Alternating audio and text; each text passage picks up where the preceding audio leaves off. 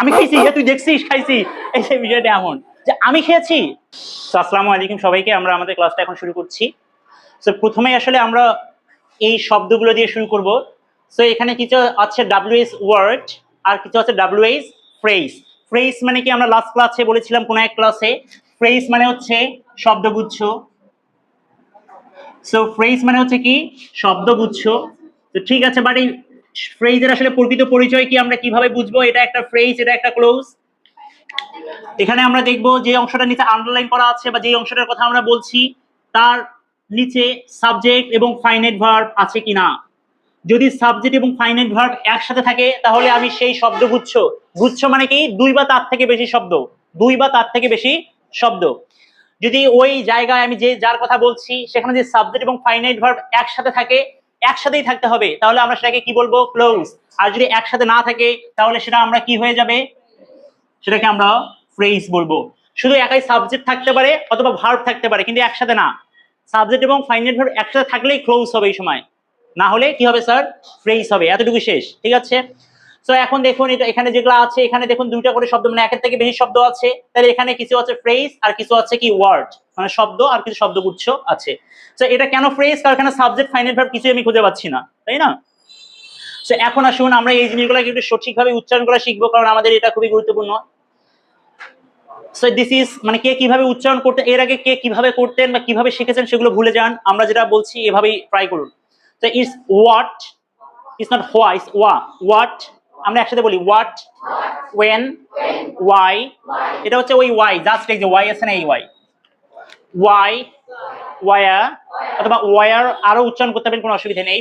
ব্রিটিশরা আর উচ্চারণ করবে না, আমেরিকান আর উচ্চারণ করবে আর কি। Where, which, it's not which, it's which, which, which, how much, how many, how often. Listen carefully, OFTEN, এটা দুইটা উচ্চারণই সঠিক। OFTEN, কেউ চাইলে অফছেন উচ্চারণ করতে পারেন অথবা কেউ অফেন উচ্চারণ করতে পারেন, তখন এই টি এর হবে না, অফেন, ঠিক আছে। So how often and how often both are correct.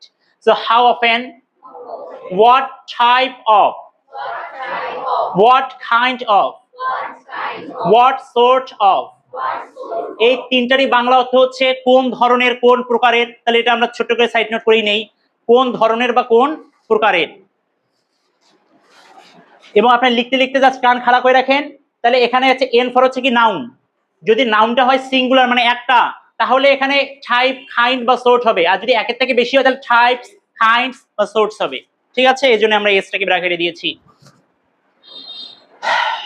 So what, when, why, where, which, how much, how many, how often, what type of, what kind of, what sort of, how long, এটা how long, how far, how old, how long মানে কি বলুন তো,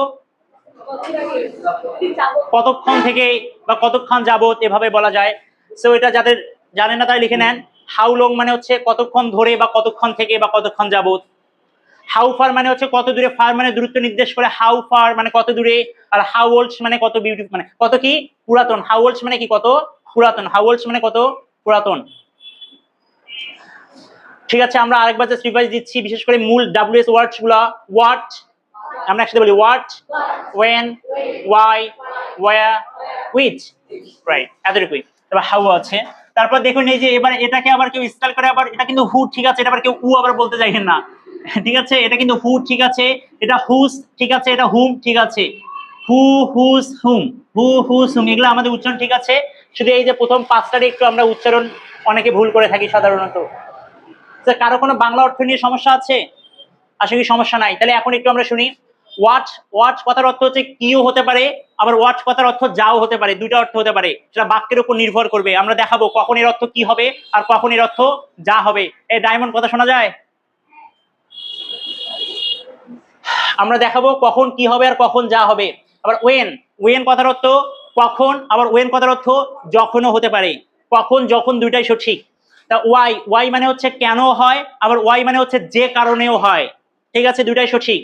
so war, war মানে হচ্ছে কোথায়, আবার war মানে হচ্ছে যেখানে, দুইটাই সঠিক। সো উইচ, উইচ মানে হচ্ছে কোনটি, আবার উইচ মানে যেটি, এটাও সঠিক। হাউ মানে কত, বা হাউ মানে আরেকটা হচ্ছে কিভাবে, আবার হাউ মানে হচ্ছে কেমন, আর হাউ এর আরো অর্থ হচ্ছে কি যেমন বা যেভাবে, কিভাবে অথবা যেভাবে, সবগুলাই সঠিক। হাউ মাছ, হাউ এগুলো তো জানি আমরা। So, আমরা এই পাঁচটা কথা বললাম। হু, হু মানে হচ্ছে কে অথবা কারা। হু এর কয়টা অর্থ হয়? কে বা কারা। আরেকটা অর্থ হয় যে বা যারা। কে বা কারা, যে বা যারা। হুস মানে তো হচ্ছে কার অথবা যারও হতে পারে। আর হুম মানে হচ্ছে কাকে বা যাকে, সাধারণত কাকেই মিন করি আমরা। Whom do you love most, বাচ্চাদেরকে বলে যে মামুনি তুমি কাকে বেশি ভালোবাসো, তাই না? অথবা বাবা তুমি কাকে বেশি ভালোবাসো। সেই প্রশ্নটা আসলে করাই উচিত না। এই প্রশ্নগুলো হচ্ছে বৈষম্য তুলনা, মানে মানে বাচ্চাদের ব্রেনকে নষ্ট করে, বা মানে কিভাবে বলা যায়। ফার্স্ট এই প্রশ্নগুলো করা ঠিক না। সেকেন্ড হচ্ছে এই প্রশ্নগুলো করলে দেখেন না, এই প্রশ্নগুলো যখন আব্বু আম্মু সবার সামনে থাকে, যখন আব্বু বলে যে বাবা তুমি কাকে বেশি ভালোবাসো, তখন এ আসলে ও বেশি মাকে ভালোবাসে। ছেলে হলে মাকে সাধারণত বেশি ভালোবাসে, মেয়ে হলে বাবাকে। হ্যাঁ, ও এখন বলতে পারছে না ওর বাবার সামনে যে আমি মাকে বেশি ভালোবাসি, তখন বলে যে আমি দুজনকেই ভালোবাসি। তারপরে কি শিক্ষিত মা বাবা তাকে আরো প্রেশারাইজ করে, না বাবা তুমি কাকে বেশি ভালোবাসো। এভাবে তারপরে বাচ্চারা কিন্তু বলে যে আমি দুজনকেই ভালোবাসি। এই যে তার উপরে মানে সে মিথ্যা বলছে। সে অবশ্যই বাবাকে বা মাকে তো ভালোবাসেই, কিন্তু একটু বেশি হলে একজনকে না একজন বেশি ভালোবাসে, কেউ তো সমান ভালোবাসতে পারে না কাউকে। কিন্তু তাহলে এই কেন এই প্রশ্ন করা ঠিক না, কারণ বাচ্চার মেন্টালি আসলে খুবই চাপে ফেলে এবং তাকে মিথ্যা বলতে প্রেশারাইজ করা হয়। রাইট, এই যে এভাবে মিথ্যা, সে মাকে বেশি ভালোবাসে তাই বলছে বাবাকে, মানে দুইজনকেই। সত্য বলতে ইয়া করে সুবিধাবাদী ভাবে তৈরি করা হয়। আমরা আবার পড়াশোনায় ফিরে আসছি। তাহলে আমি আপনাদের 20 সেকেন্ড সময় দিচ্ছি। এগুলা যে দুইটা করে অর্থ হয়, তো নিজে সুন্দর করে লিখে রাখুন কয়েকটা just. What, when, why, where, which. কি বা যা, যখন বা তখন, কেন বা যে কারণে, কোথায় বা যেথায়, কোনটি বা যেটি, কিভাবে বা যেভাবে, কেমন বা যেমন। উইচ মানে হচ্ছে কোনটি বা যেটি, কোনটি বা যেটি। এন্ড উইচের পরে সাধারণত নাউন বসবে, হুসের পরেও নাউন বসবে, is a type, kind, sort, এগুলোর পরেও নাউন বসবে। হ্যাঁ, ওয়ার মানে কোথায় বা যেখানে বা যেথায়, কোথায় বা যেথায় বা যেখানে, যেখানেই বলুন, যে ভাই বলুন। আর 5 সেকেন্ড বাকি আছে, কারো প্রশ্ন থাকলে আমাকে করতে পারেন।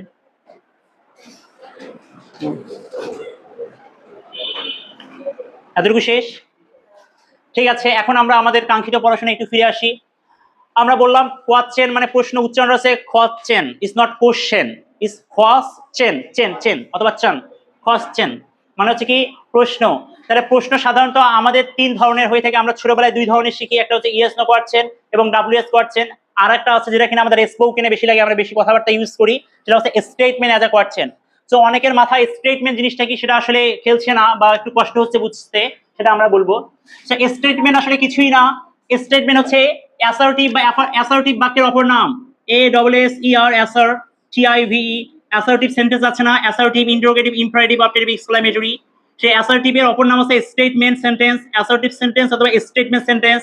সে অ্যাসার্টিভের আর একটা নাম আছে, সেটা বেশ মানে এখন খুবই ইউজ হয়, declarative, DCDILA, declarative, declarative sentence বা অ্যাসার্টিভ সেন্টেন্স বা স্টেটমেন্ট সেন্টেন্স, একই জিনিস। তার মানে কোন, আমরা লাস্ট থেকে শুরু করছি।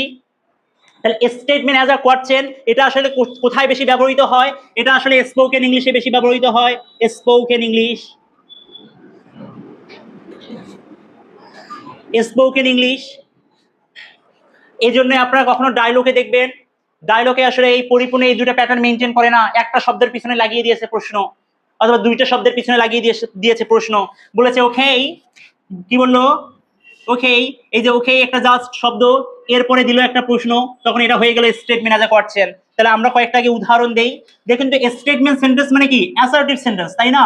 তাহলে আমি যদি question, yes no question, WH question এবং স্টেটমেন্ট অ্যাজ আ কোয়েশ্চেন, আমরা প্রথমে স্টেটমেন্ট অ্যাজ আ কোয়েশ্চেনটা দিয়ে আমরা কি করব, শুরু করব। তো স্টেটমেন্ট কথার অর্থ হচ্ছে অ্যাসার্টিভ বা ডিক্লারেটিভ। ওকে, তাহলে বিষয় এই যে আমি বললাম ওকে, এটাও একটা স্টেটমেন্ট অ্যাজ আ কোয়েশ্চেন, কিভাবে আমি দেখাচ্ছি। আচ্ছা দেখুন, আই লাভ জরিনা, এটা আসলে কি ধরনের বাক্য বলুন তো? অ্যাসার্টিভ বাক্য। এটা হচ্ছে অ্যাসার্টিভ বাক্য, কিন্তু এটা কি প্রশ্ন হয়েছে? না, প্রশ্ন হয়নি। তাহলে আমি যদি সামহাউ এর পিছনে যদি একটা কি করে দেই, এভাবে প্রশ্নবোধক চিহ্ন দেই, তাহলে এটা আর অ্যাসার্টিভ বাক্য থাকলো না, এটা হয়ে গেল স্টেটমেন্ট অ্যাজ আ কোয়েশ্চেন, মানে এটা হচ্ছে ইন্টারোগেটিভ বাক্য হয়ে গেল। দেখুন কোয়েশ্চেন মানে এখানে আমরা কি পড়ছি, কোন সেন্টেন্স পড়ছি? ইন্টারোগেটিভ বা ইন্টারোগেশন অথবা কোয়েশ্চেন আমরা পড়ছি। তাহলে দেখুন, আই লাভ জরিনা, আগে ছিল ফুল স্টপে আই লাভ জরিনা, আমি জরিনাকে ভালোবাসি। এখন আমি তার পিছনে জাস্ট একটা প্রশ্নবোধক চিহ্ন দিলাম, তখন তার উত্তরটা পুরোপুরি একদম চেঞ্জ হয়ে গেল। কিভাবে কিভাবে জানার আগে আমাকে একটু টোন বা সাউন্ড নিয়ে কথা বলতে হবে। টোন বেসিক্যালি দুই ধরনের। একটা হচ্ছে রাইজিং টোন, রাইজিং মানে হচ্ছে আমি টেনে পড়বো বা উপরে তুলবো, আর একটা হচ্ছে ফলোইং টোন মানে কি টেনে পড়বো না, দ্রুত শেষ করবো, টান দিব না, সহজ কথা। রাইজিং মানে টান দেবো, আর মানে টান দিব না, ফলোইং মানে টান দিব না। তার মানে যখন আমরা একটা স্টেটমেন্ট বাক্য আসবে বা অ্যাসার্টিভ বাক্য, তারপরে যখন আমি প্রশ্নবোধক চিহ্ন দিব, তখন আসলে আমার টোনটা হয়ে যাবে রাইজিং টোন। কি টোন হয়ে যাবে? Rising tone. আমি যদি এখন শি ওয়াজ মাই সিস্টার, তাহলে এখানে ফুল স্টপ, তাহলে এখানে কি বর্তমানে টোনটা আসলে কি টোন আছে? Following tone. যখন অ্যাসার্টিভ বাক্য তখন টোন হচ্ছে ফলোইং, কিন্তু যখন আমি প্রশ্ন করব সেই অ্যাসার্টিভ বাক্যের পরে প্রশ্নবোধক চিহ্ন দেব, তখন আর আমি ফলোইং করতে পারবো না, তখন অটোমেটিক্যালি এটা রাইজিং হয়ে যাবে। কিভাবে? তাহলে এখন যদি আমি আসলে এটাকে প্রশ্নবোধক চিহ্ন দেই, তাহলে আমাকে টোনটা করতে হবে রাইজিং টোন, মানে আমাকে টেনে পড়তে হবে। কিভাবে পড়বো আমি দেখাচ্ছি। আমি এখানে লিখলাম হাম, আবার লিখলাম আরেকটা হচ্ছে হাম, দুইটাই লিখলাম। একটার পরে ফুল স্টপ আর একটার পরে প্রশ্নবোধক চিহ্ন দিলাম। তাহলে যেটা হচ্ছে ফুল স্টপ দিয়েছি সেটা ফলোইং টোন, আর যেটা প্রশ্নবোধক দিয়েছি সেটা হচ্ছে রাইজিং টোন।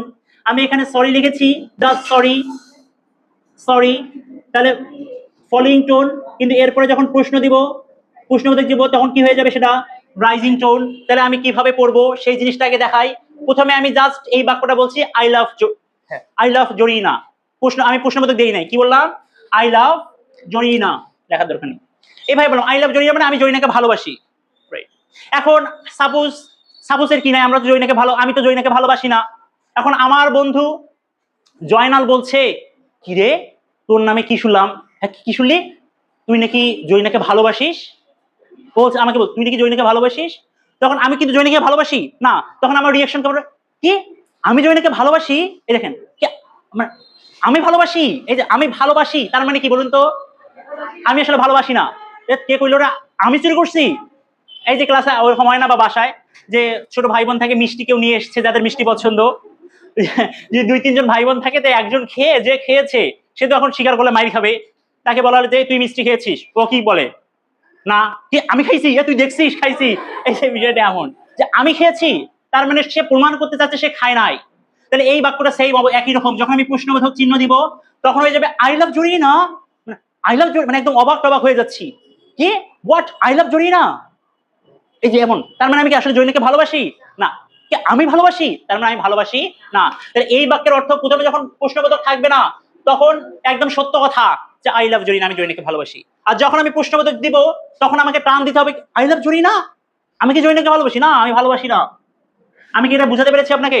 না বুঝাতে পারলে পরেরটা আসছি। She was my sister. এখন বললো একটা মেয়ে, একটু জরিনাবাদ, এবারে সকিনাকে টেনে আনলাম। আমাকে ওই সকিনা হচ্ছে এমন একটা ডাইনি, আর আমি তো কোটিপতি। তো আমার কথা বলে সে বিভিন্ন জায়গায় বাকি রেখে খেয়ে বেড়ায়, বলে যে আমি হচ্ছি মিস্টার মুরাদ জংয়ের বোন, সকলে আমাকে চেনে। আচ্ছা ঠিক আছে আপা, কি নেবেন নিয়ে যান, আপনার ভাই টাকা দেবে এখন। আর যখন 1 মাস পরে টাকা চেতে, মানে আমরা চাইতে আসলো, স্যার আপনার তো বোন সকিনা এসে নিয়ে গিয়েছে, টাকা দেন। আমি বলছি কোন সকিনা? আমার তো কোনো বোনই নাই। আসলে বোন নাই, কিন্তু সে মিথ্যাবাদী, মানে মিথ্যা কথা বলে নিয়ে গিয়েছে। তখন আমি বললাম সে কি আমার বোন ছিল? কে বলছে তোমাকে? তো কে বলছে যে আমার বোন আছে? সে কি আমার বোন ছিল নাকি? তার মানে সে আমার বোন না। তাহলে শি ওয়াজ মাই সিস্টার, এই যে এইভাবে আমার শি ওয়াজ মাই সিস্টার, মানে অবাক হয়ে গেছি, সে কি আমার বোন নাকি? মানে সে আমার বোন না। মানে দেখুন গাইস, জাস্ট ফুল স্টপ থাকা মানে কি, she was my sister, simple ভাই, শি ওয়াজ মাই সিস্টার, সে আমার বোন, আমি মেনে নিচ্ছি। কিন্তু যখন আমি প্রশ্নবোধক চিহ্ন দিব, তখন আসলে আমি মেনে নিচ্ছি না, আমি তার বিরোধিতা করছি। কিসের সে আমার বোন? তো কে বললো না সত্য নয়, সে কি আমার বোন নাকি? বিষয়টা এমন। তারপরে দেখুন প্রথমে প্রশ্নবোধক আম্মু, আম্মু আম্মু হুম, এই যে হুম কথার অর্থ কি বলেন? হ্যাঁ বল, এই টাইপের অর্থ। একটা কথা বলি, হুম বল, ঠিক আছে।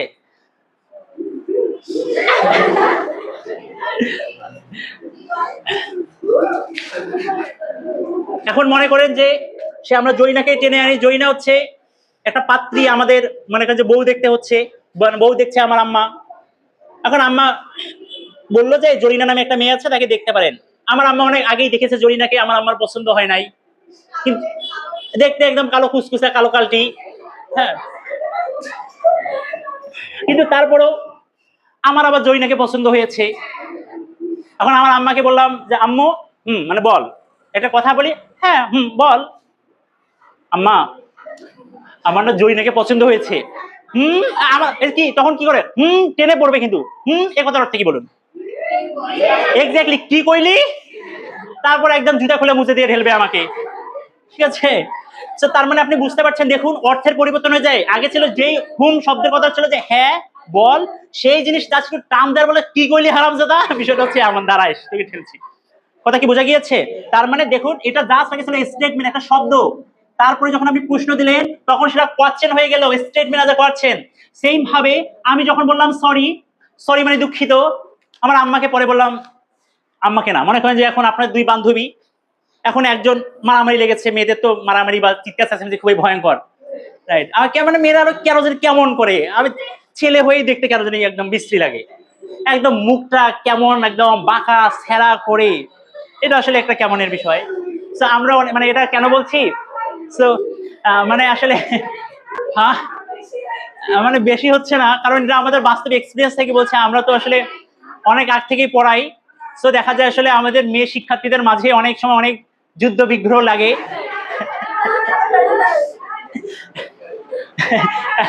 এ নিয়ে আমরা বেশি কমেন্ট করতে চাই না, ঠিক আছে? তবে ছেলেদের ঝগড়া ভালোই, কত সুন্দর, মানে সুদর্শন ঝগড়া। এই একটু কথা কাটাকাটি হলো, একটু একটু কথা কাটাকাটি হলো, একদম ঘুষাঘুষি মারামারি একদম শেষ। আর মেয়েদের কি কত একদম এক মানে এক মুল্লুক কথা বলা শেষ, তারপরে শেষ পরে শেষে এসে চুলাচুলি হয়ে শেষ, আর কিছু নাই। এটা চুলা না, এটাই দেখছি, এগুলা কোনো মায়ের মজা হইলো? লাঠি টাঠি দিয়ে মারামারি করবে, কি এক অবস্থা। হ্যাঁ ঠিক আছে, এখন আমরা আমার প্রশ্নে ফিরে এসে stop. Okay okay, keep fight, keep fight, keep fight. ঝগড়া থেকে এত কিছু হয়ে গেল। দুই বান্ধবী ঝগড়া লেগেছে, রাইট? এখন স্যার বললো যে, আমি বললাম যে সরি বলো। এখানে এই যে উদার মনের মানুষ, মনে করেন যে জিম, জিম বললো যে ইয়াকে, তার বান্ধবী ব্রেইন মেধাকে বললো যে সরি। কি বললো? সরি। এখন ঠিক আছে, স্যার বললো আচ্ছা ঠিক আছে। এখন মেধা বলে, এই মেধা তুমি জিমকে সরি বলো। এখন মেধা বলো সরি, মানে সরি মানে কি বলেন তো? সরি মানে আমি সরি বলবো? হ্যাঁ এই আমরা ওই দিকে যাবো না, আমরা এখানে মেধাই মনে করেন যে আমাদের ডাইনি। ইয়েস ওকে, মেধা খুবই উদার মনের মানুষ, দ্যাটস আমি তাকে বলেছি। সো সরি, সরি মানে হচ্ছে মানে না, সে সরি বলবে না। তাহলে আপনি কি বুঝতে পারছেন, একটা প্রশ্ন দেওয়ার মাধ্যমে অর্থের সম্পূর্ণ চেঞ্জ হয়ে গেল। তাহলে এই জিনিসটা স্টেটমেন্ট আজা করছেন। ওকে, তো এখন আমাদের আর দুইটা জিনিস বাকি আছে, এটা এটা এখানে 3 মিনিট, এখানে 2 মিনিট আমরা লাগাবো। এর জন্য আপনাদের 30 সেকেন্ড বিরতি। অনেক হাসাহাসি করছেন, পরিশ্রম হয়েছে।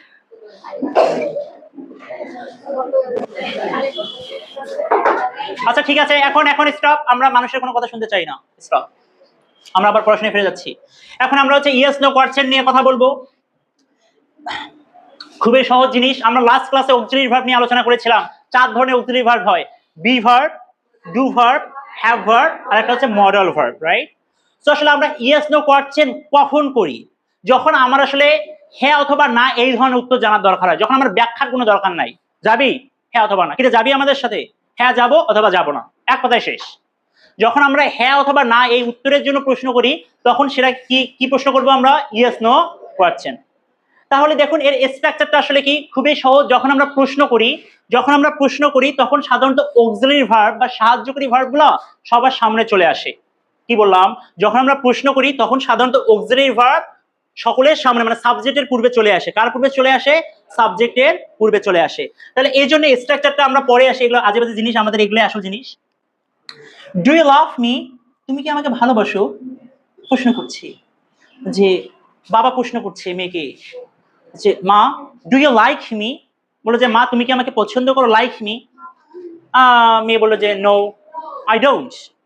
ভালো, তখন বাবার তো মন খারাপ, যে আমার একমাত্র মেয়ে, তাকে এত ভালোবাসি আমি, সে আমাকে পছন্দই করে না। তারপর যখন মেয়ে দেখলো বাবার একটু মন খারাপ, তখন মেয়ে সুন্দর করে মুস্কি হাসি দিয়ে বললো, বাবা আই লাভ ইউ। আমি তোমাকে পছন্দ করি না, পছন্দের থেকে বেশি কিছু করি, যেটা ভালোবাসা। আমি তোমাকে ভালোবাসি। ইয়াস করছেন? কোনো প্রশ্ন আছে?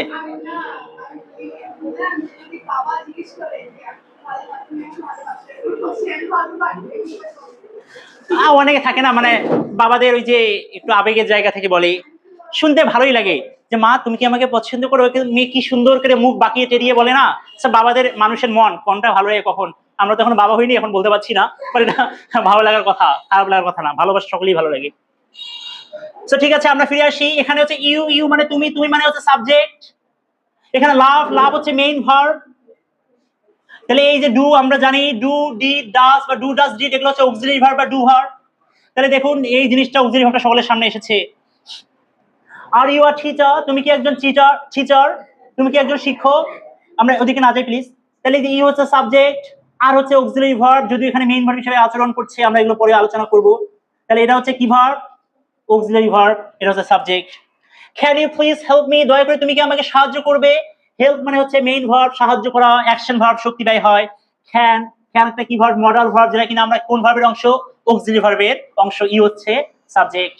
আর you going, are you going তুমি কি যাচ্ছ, এই যে মেইন ভার্ব, মেইন ভার্বের সাথে আইএনজি যুক্ত হয়েছে, এটা হচ্ছে সাবজেক্ট। আর এটা হচ্ছে কি ভার্ব স্যার, বি ভার্ব বা অক্সিলারি ভার্ব। তার মানে সেন্টেন্স প্যাটার্নটা আসলে কিভাবে তৈরি হয়েছে আমরা একটু দেখি। আমি নিজে এটাকে তৈরি করতে পারবো। অক্সিলারি ভার্ব, সাবজেক্ট, তারপরে মেইন ভার্ব বা আজে বাজে অংশ যা আছে তাই। অক্সিলারি ভার্ব, সাবজেক্ট, তারপরে বাকি অংশ। অক্সিলারি ভার্ব, সাবজেক্ট, তারপরে বাকি অংশ। অক্সিলারি ভার্ব, সাবজেক্ট, তারপরে বাকি অংশ। এই সব সময় যে ভার্ব থাকবেই মানে এই মেইন ভার্ব থাকবে বিষয়টা এমন নয়, হ্যাঁ থাকতেও পারে নাও থাকতে পারে। দেখুন এই যে কোথায় গেল, হোয়াট ইজ দ্যাট, এই যে are you are student, are you are teacher, এরপরে কি আর কোনো মেইন ভার্ব আছে না। যখন কোনো একটা বাক্যে শুধু বি ভার্ব থাকবে বা যখন কোনো একটা বাক্যে শুধু বি ভার্ব থাকবে বা অক্সিলারি ভার্ব থাকবে, মেইন ভার্ব থাকবে না, তখন সেই বি ভার্বটাই মেইন ভার্বের মতো আচরণ করবে। কি বললাম, যখন কোনো একটা বাক্যে শুধু বি ভার্ব বা অক্সিলারি ভার্ব থাকবে আর অন্য কোনো ভার্ব থাকবে না, তখন বি ভার্বটাই কোন ভার্বের মতো আচরণ করবে, মেইন ভার্বের মতো আচরণ করবে। যদি আমি বলি she is my, she is my আম্মু, সে হচ্ছে আমার মম, হ্যাঁ মম শুনতে কেমন লাগে, আচ্ছা আম্মু। সে হচ্ছে আমার মা, সে হচ্ছে আমার মা, যদি আমি আম্মু বলে রাখি। তাহলে এখানে এটা এই এই এই ইজটা হচ্ছে কি ভার্ব বলুন তো, একটা বি ভার্ব। তাহলে বি ভার্ব আমরা সাধারণত জানি বি ভার্ব কার অংশ, অক্সিলারি ভার্বের অংশ। কিন্তু এখানে এটা বি ভার্ব ঠিক আছে, এখানে অক্সিলারি ভার্ব না আচরণ করে কোন ভার্বের মতো আচরণ করছে, মেইন ভার্বের মতো। তার মানে আমরা কি বললাম, যখন বাক্যে একটা মাত্রই বি ভার্ব থাকবে আর কোনো ভার্ব থাকবে না, তখন সেই বি ভার্বটাই আসলে মেইন ভার্ব হয়ে যাবে। আরো কোনো প্রশ্ন? তাহলে সেন্টেন্স প্যাটার্ন কি বুঝতে পেরেছেন? এটা কিছুই না, কিছুই না, অক্সিলারি ভার্ব তারপর সাবজেক্ট তারপর আজেবাজে যা আছে তাই। তাহলে এখন এটা তো আমাদের আর সময় লাগার কথা না, যদিও 3 মিনিটের কথা বলে 7-8 মিনিট চলে গেল।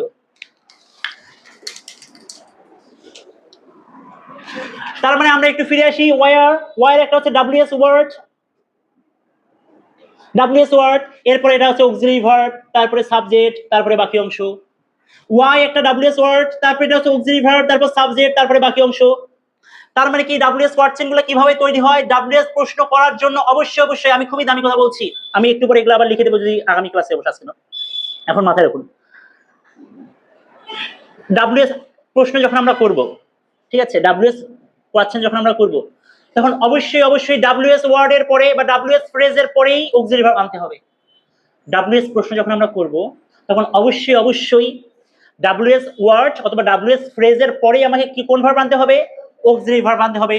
দেখুন এখান থেকে এই জিনিসটুকু আসলে কিছুই নয়, এটা হচ্ছে ইয়েস নো কোয়েশ্চেনের সেন্টেন্স প্যাটার্ন, তারপরে জাস্ট ডব্লিউএস ওয়ার্ড একটা আমি বসিয়ে দিয়েছি। একটু দেখুন তো প্যাটার্নটা কেমন, ট্রাই করুন তো, একই জিনিস না। ওয়ার, ওই যে are you going, are you going মানে তুমি কি যাচ্ছ, তার সামনে ডব্লিউএস ওয়ার্ড বসিয়ে দিলাম, ওয়ার আর ইউ গোয়িং, তুমি কোথায় যাচ্ছ। তার মানে আমরা এখানে একটা জিনিস দেখাতে চাচ্ছি, সেই বিষয়টা হচ্ছে এমন, যদি আমি বলি ওয়ার আর ইউ, ওই একই বাক্য লিখলাম, গোয়িং, তুমি কোথায় যাচ্ছ, তাহলে এর উত্তর মানে প্রশ্নটা কি হবে, তুমি উত্তর বাংলাটা কি হবে, তুমি কোথায় যাচ্ছ। দেখুন ডব্লিউএস ওয়ার্ড তারপরে বি ভার্ব বা অক্সিলারি ভার্ব আমাকে আনতেই হবে, তাহলেই প্রশ্ন হবে। কিন্তু কোনো এক বাচ্চা যদি এভাবে লেখে where you are going, you are going, তখন আসলে এটা আর প্রশ্ন হয়ে যাবে না, এটা তখন আসলে একটা অ্যাসার্টিভ বাক্য হয়ে যাবে। আমরা সেন্টেন্সের ক্লাসে বারবার এগুলো দেখবো। তখন দেখুন এই ওয়ারের অর্থ ছিল কি, কোথায়, আর এই ওয়ারের অর্থ হচ্ছে যেখানে। এই ওয়ারের অর্থ কি হয়ে যাবে, যেখানে বা যেথায়, যেখানে। তাহলে আপনি কি বুঝতে পারছেন, হোয়াট মানে কি, what is your name? What is your name? তোমার নাম কি? এখন যদি বিষয়টা এমন হয়ে যায় এই ইজটা এখানে না বসিয়ে আমি সবার শেষে বসালাম, মানে সাবজেক্ট, এই যে ইওর নেমটা তো এখানে সাবজেক্ট, তাই না? ডাব্লিউএস ওয়ার্ডের পাশাপাশি না বসিয়ে কোথায় বসালাম? সাবজেক্টের পরে বসালাম, তখন এটার প্রশ্নবোধক হবে না। তাহলে এর বাংলা কি হবে বলুন তো? তোমার নাম হয় যেটা, বা তোমার নাম হয় যা। ইজ যদি এখানে দেই তখন হয়ে যাবে তোমার নাম কি, আর ইজ যদি ডাব্লিউএস ওয়ার্ডের পরে না দেই তাহলে সেটার প্রশ্ন হবে না, অ্যাসার্টিভ বাক্য হয়ে যাবে। কেন সেটা অ্যাসার্টিভ সেটা নিয়ে অনেকেই জানে, আমরা আজকে না বলি। কারো কোনো প্রশ্ন থাকলে আমাকে বলুন তো, কারো কোনো প্রশ্ন আছে? তাহলে এখন নিজে একটা বাংলা লিখুন। তুমি কি কাঁদছো? তুমি কি কাঁদছো? টোয়া টোয়া ক্রাই।